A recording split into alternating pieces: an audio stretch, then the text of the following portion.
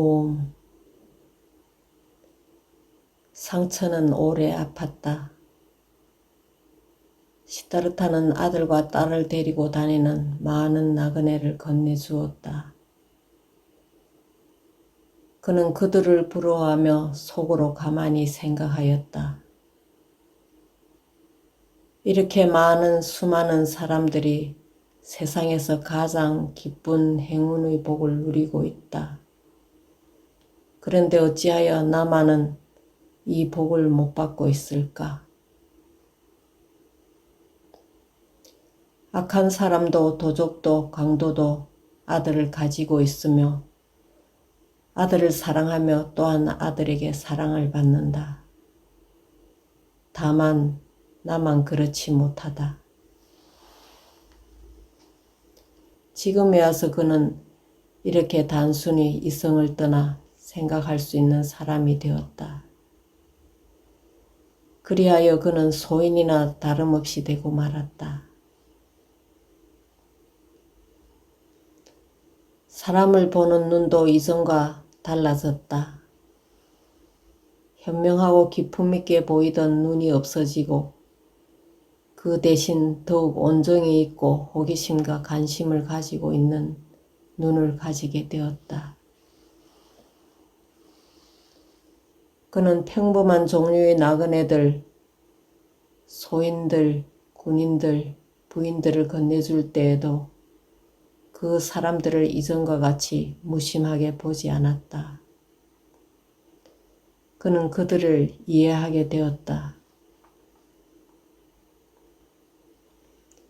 사상과 이성을 떠나 다만 충돌과 욕망에 의하여 사는 그들의 생활을 이해하고 그들과 같이 생활을 하였다.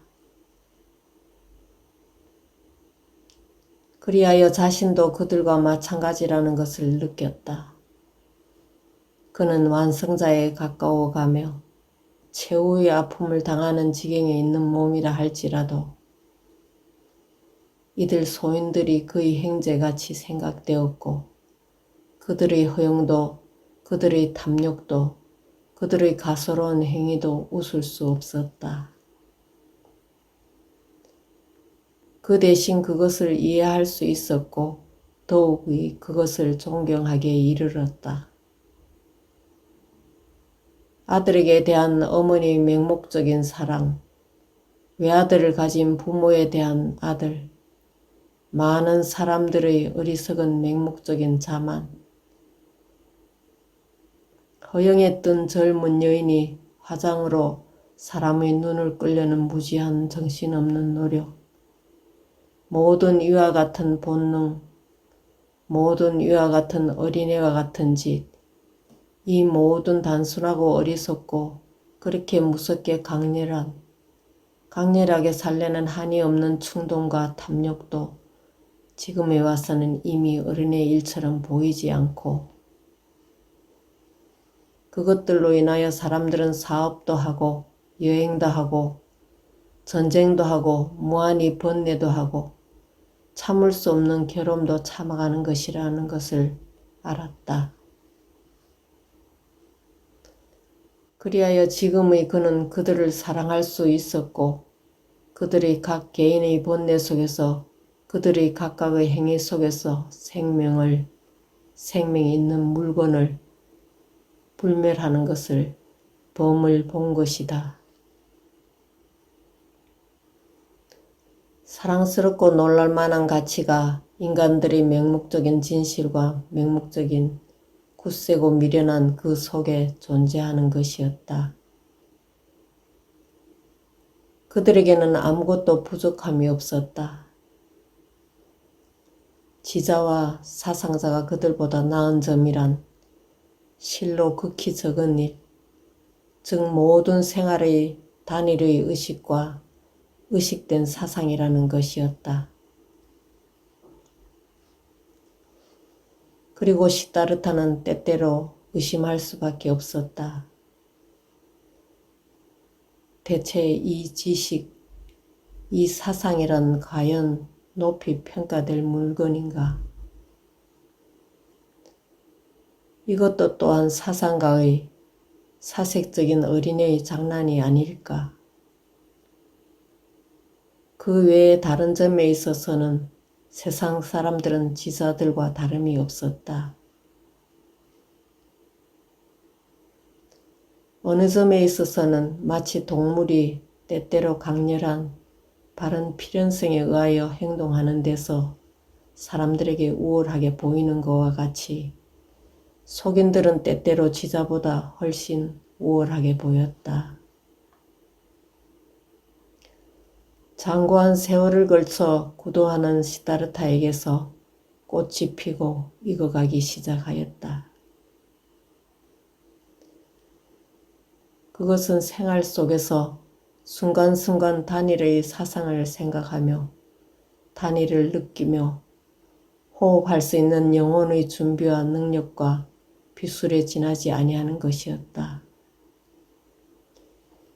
이런 생각이 점점 그의 마음속에 꼽히기 시작하였고 바스데바의 늙은 동안에서도 반사되는 것을 알 수 있었다.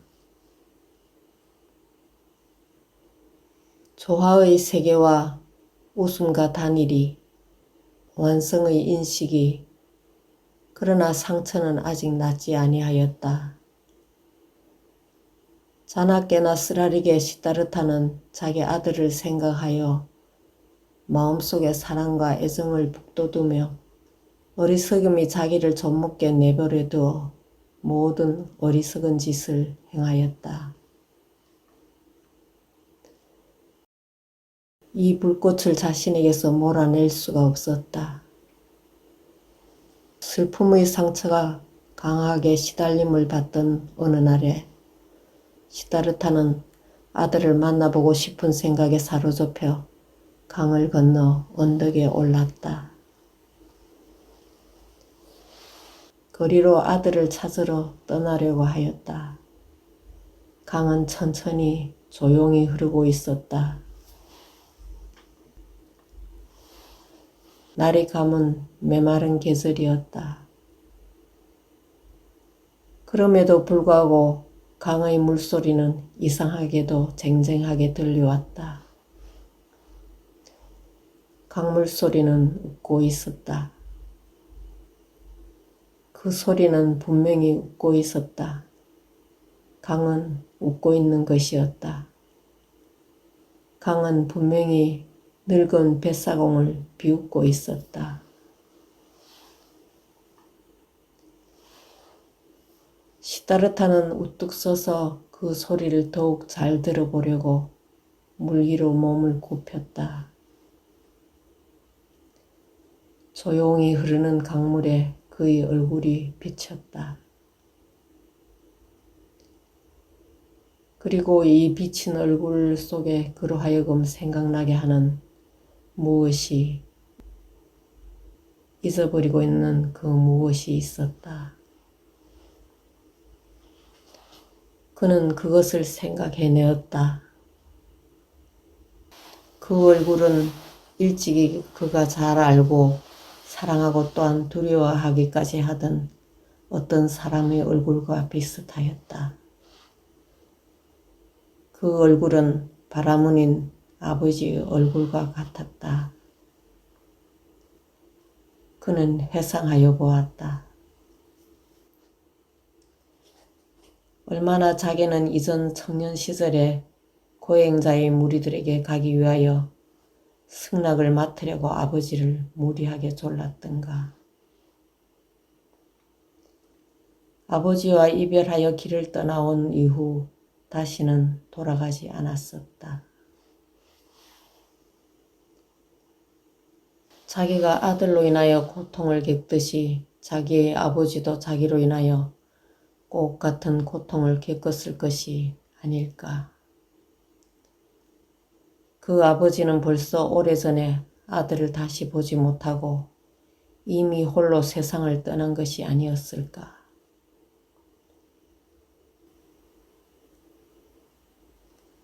나 자신도 같은 운명을 기다리고 있는 것이 아닐까. 이 기이하고 어리석은 사건, 이 반복, 이 순환은 불길한 윤회 속에서 연출되는 한 희극이 아니고 무엇이냐. 강은 웃었다. 그렇다. 궁극에 이르기까지 괴로움을 겪고 해결을 짓지 못한 모든 것은 다시 돌아온다. 그것은 항상 같은 괴로움의 윤회 속에서 시달림을 겪게 하는 것이었다. 시다르타는 다시 배를 타고 건너와 집으로 돌아오고 말았다. 아버지를 생각하며 아들을 생각하며 강에서 조롱을 받으며 자신과 싸우며 절망에 빠져 그러나 또한 자기 자신과 전 세계를 소리내어 비웃고 싶은 생각을 가지면서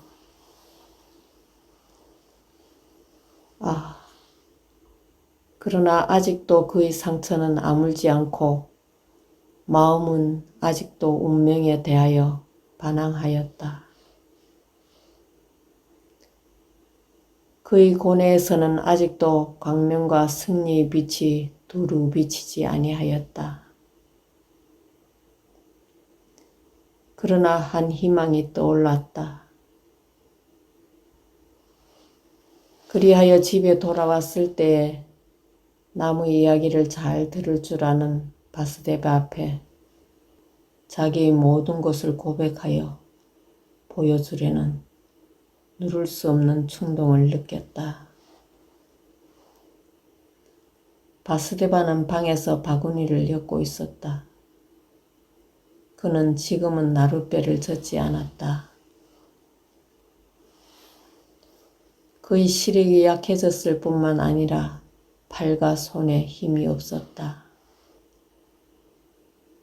다만 이전과 다름없는 것은 그의 얼굴에 기쁜 빛과 명랑한 자비의 꽃이 피어있는 점이었다. 시다르타는 노인 곁에 앉아 천천히 말하기 시작했다. 이때까지 입 밖에 내지 않던 하재를 가지고 그는 이야기하기 시작하였다. 아들을 찾으려고 거리에 갔던 이야기, 가슴이 터질 듯이 아팠던 이야기, 행복된 아버지들을 볼 때마다 시기하던 이야기, 그러한 소망의 어리석음에 대하여 자각한 이야기, 욕망에 한거하여 쓸데없는 투쟁을 계속하는 이야기를 하였다. 그는 모든 것을 고백하였다. 모든 것을 말할 수가 있었다. 그리고 가장 괴롭던 일까지 말할 수가 있었다. 모든 것을 쉽게 말할 수 있었고 모든 것이 쉽사리 나타났다고 할 수 있었다. 그는 그의 상처를 모두 말하였다.